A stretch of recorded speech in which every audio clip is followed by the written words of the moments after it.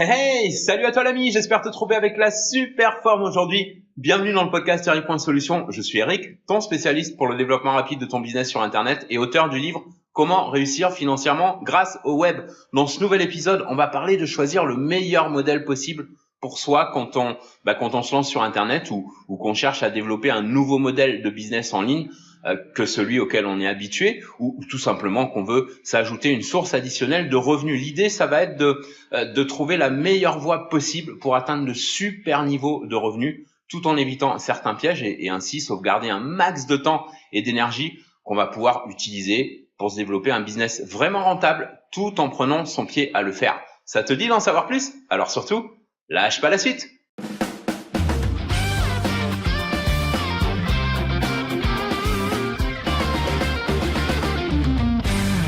Salut à toi et bienvenue dans le podcast. Aujourd'hui, on va regarder ensemble comment faire les meilleurs choix possibles quand vient le moment de décider quel modèle de business Internet on va adopter pour développer une, voire plusieurs vraies sources de revenus. Tu sais, quand j'ai décidé de tenter ma chance pour gagner ma vie sur le web et comme beaucoup de personnes qui démarrent, peut-être comme toi quand tu as démarré, je suis allé chercher de l'inspiration, j'ai exploré plusieurs modèles, je me suis mis à suivre des entrepreneurs qui réussissaient bien en faisant du blogging par exemple. Je me suis lancé dans le blogging en suivant les recommandations de ces gars-là et contrairement à eux, malheureusement, ça n'a pas été une expérience fulgurante pour moi, loin de là. J'adore écrire, donc j'aimais bien écrire des articles, faire des recherches, etc. Mais personne les voyait, mes articles, c'était frustrant, personne les voyait ou si peu. Fallait faire du SEO, ça me saoulait. Fallait commenter sur d'autres blogs avec un lien vers le mien, ça me gonflait encore plus. Bref, les gars que j'ai suivis, eux, étaient passionnés par tout ça. C'est vraiment leur truc et ils font ça beaucoup mieux, ils font ça très bien. Pour moi, ça marchait pas. Pourquoi? Parce que ça me correspondait pas du tout. Mais le truc, c'est que à l'époque, je me rendais pas compte de ça. Dans mon esprit, tu vois, ce genre d'échec, ça voulait dire que c'était un modèle trop difficile, que ça me prendrait beaucoup de temps avant de produire des résultats, que j'étais pas assez bon, etc. Donc j'ai fermé ce blog et je suis passé à autre chose en pensant que ça fonctionnerait mieux et ça a pas fonctionné non plus et ainsi de suite. Et ça a duré un moment comme ça jusqu'à ce que je réalise que c'était tout simplement pas mon chemin, ma route et heureusement par la suite j'ai trouvé le moyen de bien vivre de l'écriture à travers l'auto-édition qui m'a amené ensuite à la création de contenu de formation.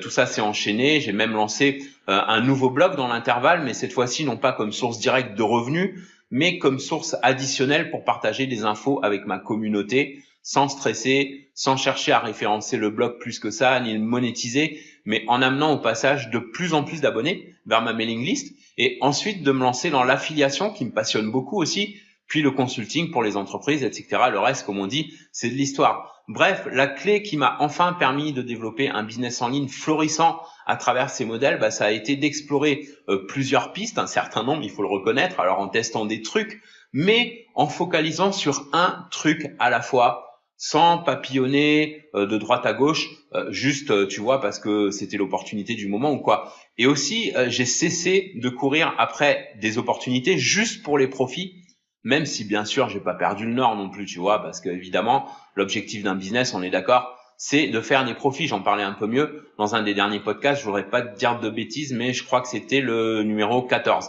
Bref, j'ai surtout pris l'habitude de concentrer mon énergie sur ce que j'aime faire le plus, à savoir aider les autres à trouver des solutions à leurs problèmes.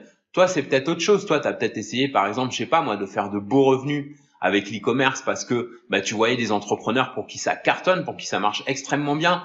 Pourquoi pas? C'est surtout pas moi qui vais te décourager. On sait que l'e-commerce, c'est un modèle puissant pour faire des revenus via Internet, mais à part la perspective de faire des gains, qu'est-ce qu'il y a d'autre qui t'attire là-dedans?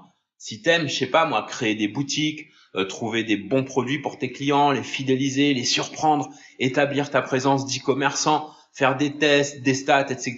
Bref, si tu te sens confortable avec tout ça, que ça te passionne vraiment, tu vas avoir de bien meilleurs résultats en focalisant d'abord sur ces aspects-là, qu'en courant juste après des profits faciles entre guillemets. Donc avant de choisir un modèle de business sur lequel tu vas focaliser, ne te demande pas seulement combien ça va pouvoir te rapporter, même si une fois de plus c'est aussi un aspect important à considérer, mais qui devrait pas être le moteur numéro un quand vient le moment de choisir un modèle de business. Et d'ailleurs, faire des objectifs financiers, décider combien on veut rentrer de revenus par an, par mois, mais aussi par semaine et même par jour, c'est un process à part qui se dessine indépendamment du ou des modèles de business qu'on va développer afin de savoir déjà exactement où on veut aller, même si on ne sait pas encore comment. Autrement dit, on va d'abord être clair sur ce qu'on veut atteindre en termes de revenus, en termes de résultats, sur ce qu'on veut accomplir et donc être clair sur la direction où on veut aller avant même de choisir le chemin qu'on va emprunter pour y parvenir et ensuite,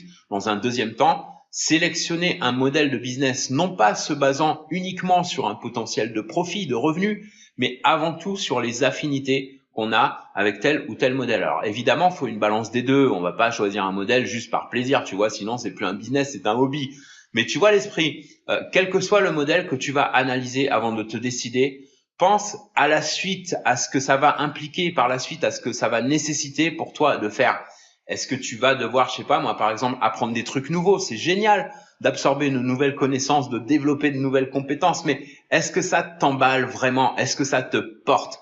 Et au-delà de juste une perspective de profit, est-ce que ça te parle au fond de toi, au fond de ton estomac? Si la réponse est non, peut-être que tu devrais réfléchir à deux fois avant de te lancer dans un truc que si ça se trouve, tu vas abandonner après quelques mois, semaines, voire même quelques jours, juste parce que tu auras pris en compte que le démarrage, le côté excitant de commencer un truc tout beau, tout nouveau, qui brille sur le moment et qui risque en fait de prendre la poussière rapidement, plus ou moins, en perdant au passage du temps, voire de l'argent, et tout devoir recommencer avec le prochain truc, etc. Alors attention, je dis pas ça pour te décourager, mais juste pour te donner une occasion de bien ouvrir les yeux, de bien peser avant de prendre la moindre décision, de te lancer dans quoi que ce soit, histoire de pas t'emballer trop rapidement en te lançant dans des trucs juste parce que tu as vu Pierre, Paul ou Jacqueline qui a réussi avec ce truc-là, pour finalement t'apercevoir que ça t'aura bouffé plus de temps et d'énergie pour rien. Même si tu vas sûrement apprendre des trucs au passage, c'est clair, mais ça risque de te bouffer du temps et de l'énergie pour pas grand-chose. Maintenant, à l'inverse, si après l'analyse rapide d'un modèle de business, tu entrevois la possibilité de t'éclater, faire de nouvelles expériences, si au fond de toi, tu te sens prêt ou prête à relever les défis que ça va comporter, parce que tu sais, en plus de tout ça, que le potentiel derrière, cerise sur le gâteau, c'est à la hauteur de tes ambitions financières, alors il y a bien davantage de chances avec tous ces éléments regroupés que tu en fasses un succès en trouvant la motivation d'aller jusqu'au bout, quoi qu'il arrive, quels que soient les efforts que ça demande et les obstacles à surmonter. Pourquoi? Parce que tu sais au fond de toi que ça vaut la peine de donner le meilleur de toi-même, d'y mettre toutes tes tripes jusqu'à ce que tu obtiennes ce qui te tient à cœur, tout en appréciant chaque étape du parcours. Alors évidemment, une fois de plus, quel que soit le modèle que tu choisisses pour te lancer sur Internet ou pour te reconvertir ou te diversifier, il y aura des moments où ce sera pas toujours facile, voire même très dur parfois, mais ce qui va faire la différence entre le gars ou la nana qui abandonne et toi,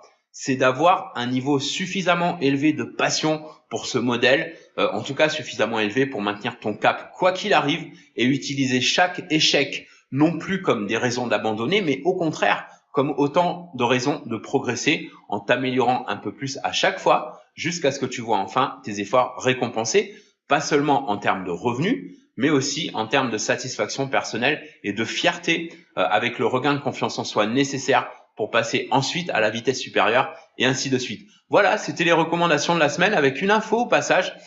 Pour ce week-end qui vient, là, dimanche, j'anime un live à propos de déléguer efficacement et à peu de frais. Autrement dit, de déléguer jusque 80% ou plus de son business pour se libérer un max de temps sans se ruiner, tout en réalisant de beaux revenus en mode presque automatisé. Par contre, c'est un événement exclusivement réservé aux utilisateurs du Rolodex.